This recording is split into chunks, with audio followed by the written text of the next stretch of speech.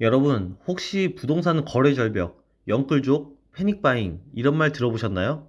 또 폭락한다, 상승한다 이런 따분한 이야기가 아닙니다. 오늘 영상 주의 깊게 봐주세요. 부동산 시장의 현재 그리고 과거와 미래 순서대로 짧게 요약해서 핵심만 말씀드려 볼게요.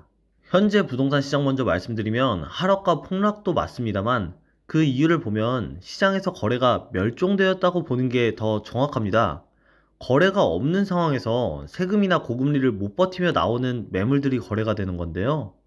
거래되면서 찍히는 실거래가가 낮게 등록되니까 부동산 시세가 전체적으로 폭락한 것처럼 보이는 것이죠. 당연히 하락 거래는 맞습니다. 그렇다면 부동산 시장에서 이런 상황이 벌어지게 된 이유는 무엇일까요? 우리는 과거로 돌아가서 부동산 폭등 시절부터 살펴볼 필요가 있습니다.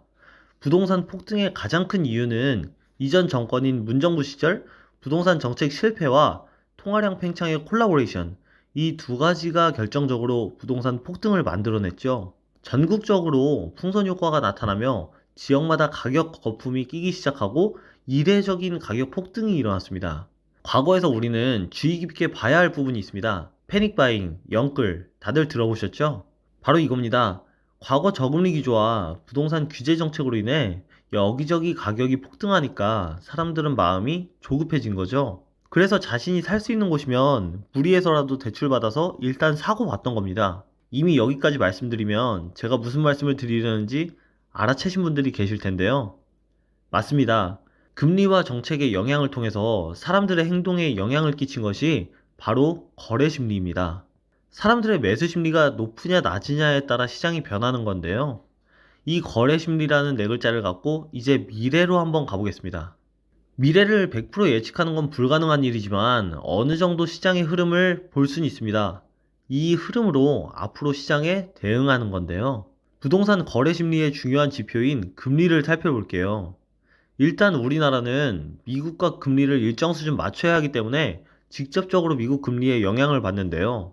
전에 찍었던 영상에서도 말씀드렸듯이 미국의 금리 인상 기조는 한풀 꺾였습니다. 시장의 예상대로라면 12월 FOMC에서도 빅스텝인 0.5포인트 인상을 예상해 볼 수 있는데요.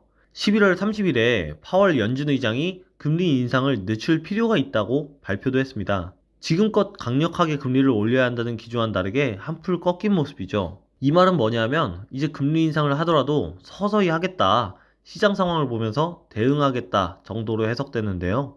미국의 금융시장과 러시아, 우크라이나 전쟁 등 여러 변수가 혼재되어 있는 상황에서 당분간 금리 조정을 크게 할 것으로 보이진 않습니다. 천천히 시장을 지켜보면서 당분간은 고금리를 유지해 나갈 것으로 예상됩니다. 언제일지 시장 동향을 봐야겠지만 고금리 시대가 꼭지에 왔다는 시그널이 시장에 비춰질 때쯤 우리나라도 금리 조정에 들어갈 테고 부동산 시장에도 조금씩 영향을 미칠 거라 예상됩니다. 거기에 더해서 정부도 가만히 있지 않을 겁니다. 현재 부동산 거래 절벽으로 세금이 거치질 않습니다. 부동산에는 살 때 내는 취득세, 갖고 있으면 나오는 보유세, 팔 때 내는 양도세, 마지막으로 요즘 가장 말이 많은 종부세죠.